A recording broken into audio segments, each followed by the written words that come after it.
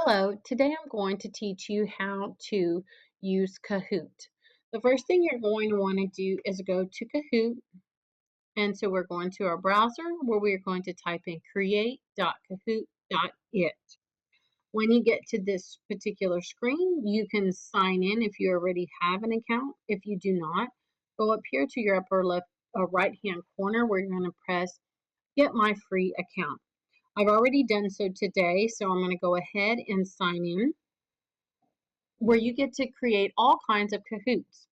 Now, as you can see here in the main bar, the new K means you want to create a new Kahoot. My Kahoots. And so you can see here that I already have 19 Kahoots created. Public Kahoots is when you create your account, your Kahoots, you can make it public or private. So you can see here that a lot of people have public Kahoots. So you can actually go to the public Kahoots and you can actually sort here as to how you would like to, and you can find everything. Maybe you are doing something about different things. Oh, look here. We have, obscure Disney. Wow, Mad Math. Okay. Oh, To Kill a Mockingbird. Now you can go third grade faction review. Okay, maybe I need one. And this has everything. You can go in here, you can play it, you can see what's in there so that you can say, hey, I like this one. Go ahead and use it. You don't have to recreate the wheel here. Okay, so today we're going to say, you know what? I do want to create my own Kahoot. So I'm going to press New K. It's going to take you to the main screen here. You will always be able to see your stats as to how many times things have been played, how many players you've had playing, and how many favorites I have, how many Kahoots I have that, I have already created. And so you're going to have other things here. And so today we can create a quiz, we can create a discussion, or we can create a survey. We're going to create a quiz. And the first things it asks us is we need a name for our quiz. So I'm going to name this one simply Beginning Sounds. I'm going to press go. My first question is, what is the, beginning sound? Now, I'm going to make this easy on myself so that when I do the next question, it's already there. You can come here and you can add a picture, which I am going to do for this particular quiz. I'm going to do this one right here. It's an apple, just so that you know. And I'm going to come down. In a quiz, the most number of choices you can have is 4. All right, I'm going to say today I only want 3. I press the minus. It takes it down to 3 answers. So maybe I thought this was an apple. Maybe I thought it was a plum. Or maybe I thought it was a funny looking orange. So now I need to decide. They are all going to say incorrect until you tell it otherwise. So I'm going to say A is the answer choice that I want correct. Now, if you come down here, I can always delete a question, add a question, duplicate a question. Maybe I just want to alter it to see if they were paying attention today. I can cancel or I can save and continue. I am going to add another question. And so it's going to take me back. My question number 2 here again is, what is the beginning sound? I'm going to add another picture. And what I'm going to do here, I'm going to press the rabbit. And when I go down here to my choices, I'm going to put dog. I'm going to put rabbit. I'm going to put bunny. And I'm going to put puppy. Okay. Rabbit is the question that I want. The answer that I want. A lot of children will call it a bunny. So this gives me a great chance to tell them what another term would be for that particular question. I'm only going to do 2 questions today, so I'm going to save and continue. Here you'll be able to see how many seconds you were actually able to give them for their choices. You can always go back and change that. This is a great time where you can either say, hey, I only want this quiz to last 15 minutes, So you can add up all the seconds that you have, or I'm sorry, not 15 minutes, but 15, so maybe 5 minutes. And so you can add up your seconds to make sure that you have enough time allotted, or maybe you went over, so you can adjust that. Also, you can choose how many choices you have here. Maybe you wanted them all to be 4 choices. And you can do that. And you can go back in and edit this one up here so that you can have 4 choices. Or maybe I go back into this quiz and say, you know what? I have a student in here that I need to alter this quiz for because they have accommodations and I only need 2 choices per question for them. So this is a great way for you to be able to quickly accommodate for students that you may have that have 504 or IEPs. So now I'm going to go in and I do want to save and continue. The next thing I need to do is decide what language do I want it in. If I'm a bilingual teacher, I may want to go ahead and press Spanish on here so that it comes up in Spanish. And this is where I can make it public or private.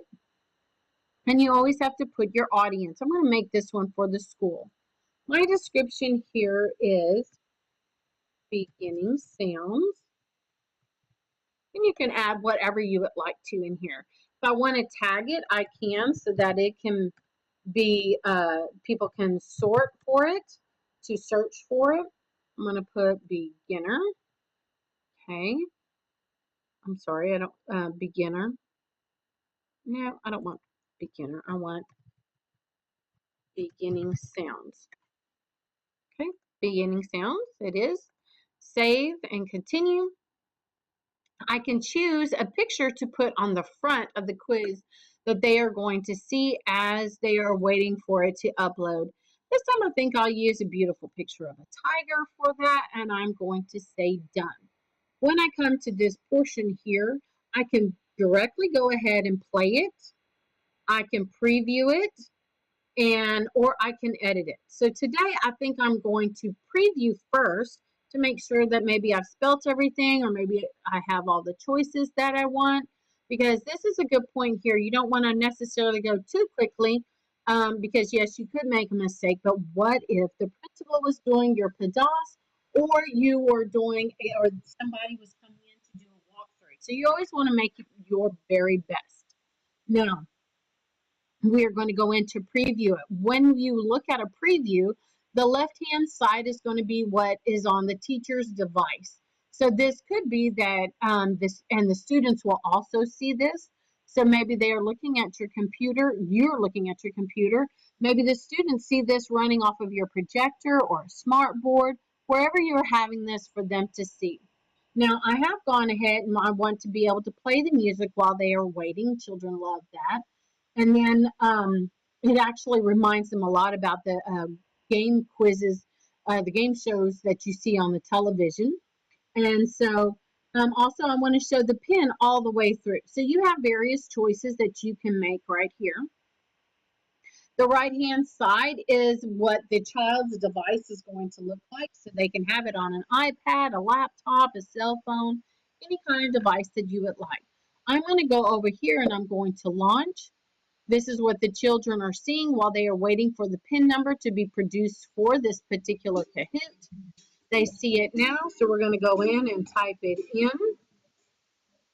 Okay. They have to put in a nickname. So we can put in Bob. Whoops, that didn't say Bob. We can put in Bob is our student. And you can see Bob here. At some point in the game, Bob was not behaving. All we have to do to take him out of the game is to hover over it where you see the line, and you can take him straight out.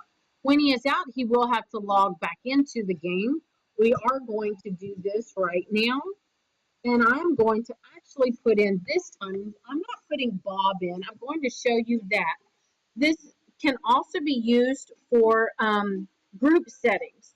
So maybe I have a students who are in a group, possibly girls, for their name for their group is going to be called Jelly Beans.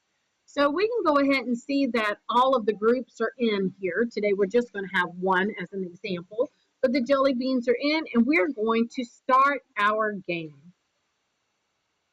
So here we get to see that beautiful tiger that we had uploaded a while ago. Our questions, we have two of them. The students are now waiting for the question to be pulled up. It pulled up and it says, what is the beginning sound? They only have 15 seconds to decide what is the answer to this. The beginning sound is P for a plum. Oh my goodness, let's press this one that matches it. No, we didn't get that right. So jelly beans, you have another try.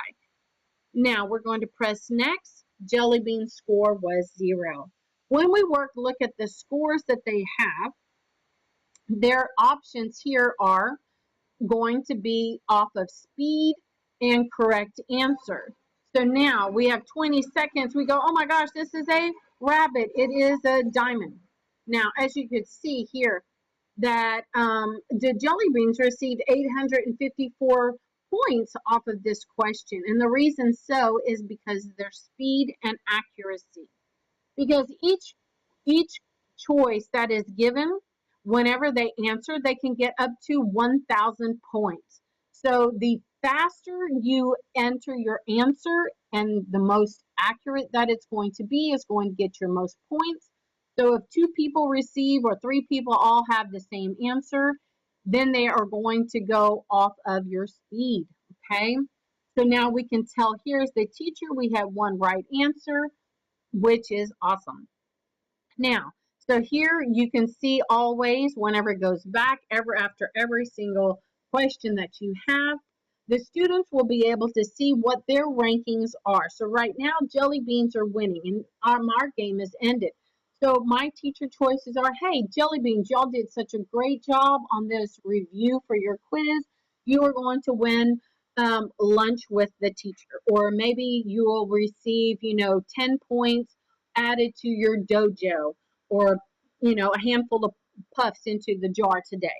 So we are going to end that, and here we go. We get to see it. We also get to have feedback and results as the teacher.